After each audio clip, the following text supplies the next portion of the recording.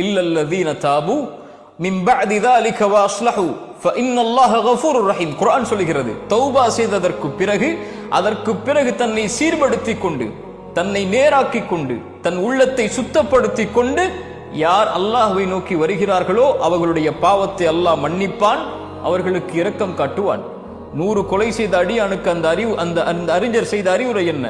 நீ பாவத்தை உணர்ந்து விட்டாய், தௌபா செய்ய விரும்புகிறாய், ஆனால் நீ உன்னை சீர்படுத்த வேண்டும், அந்த நல்லவர்களுடைய ஊருக்கு செல் என்று.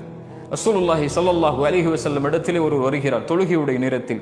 அல்லாஹ்வுடைய தூதரே, ஒரு பாவத்தை செய்து விட்டேன், தண்டனையை கொடுங்கள் குர்ஆனின் படி. ரசூலுல்லாஹி ஸல்லல்லாஹு அலைஹி வஸல்லம் அமைதியாக இருக்கிறார்கள். அதற்கு பிறகு அவர் ரசூலுல்லாஹி ஸல்லல்லாஹு அலைஹி வஸல்லம் தொழுகை நடத்துகிறார்கள். அவரை தொழுகுமாறு ஏவுகிறார்கள். அவரும் தொழுகிறார். தொழுது முடித்ததற்கு பிறகு அல்லாஹ்வுடைய தூதரிடத்திலே வருகிறார். யா ரசூலல்லாஹ், நான் தண்டனையை கேட்டேன். அல்லாஹ்வுடைய தூதர் ஸல்லல்லாஹு அலைஹி வஸல்லம் சொன்னார்கள், எங்களோடு தொழுதீர்களா என்று. ஆம் என்று சொன்னார். ரசூலுல்லாஹி ஸல்லல்லாஹு அலைஹி வஸல்லம் குர்ஆனுடைய வசனத்தை சொன்னார்கள், நன்மைகள் பாவங்களை போக்கிவிடும் என்று.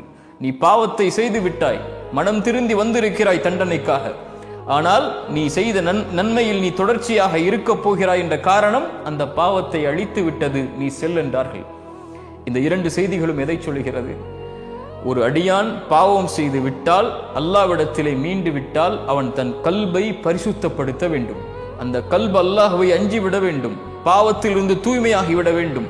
மறுபடியும் அந்த பாவத்தை நோக்கி திரும்புவதை, நெருப்பில் விழுவதை போன்று அவன் வெறுக்க வேண்டும். ஒரு பாறை அவனை நோக்கி உருண்டோடு வந்தால் எப்படி மரணத்தை பயப்படுவானோ அது போன்று மறுபடியும் அந்த பாவத்தை அவன் செய்வதை தூய்மையாக்கியதற்கு பிறகு அவன் அஞ்ச வேண்டும். ஏன்? அவன் மகத்துவமிக்கவனுக்கு முன்னால் நின்று தௌபா செய்திருக்கிறான். மகத்துவமிக்கவனுடைய பார்வையை பயந்து தௌபா செய்திருக்கிறான். அந்த மகத்துவமிக்கவனுடைய பார்வை மறுபடியும் அவன் மீது பாவம் செய்யக்கூடிய நிலையில் விழக்கூடாது என்று அவன் பயப்படுவான். அதனால் அவன் தூய்மைப்படுத்துவான்.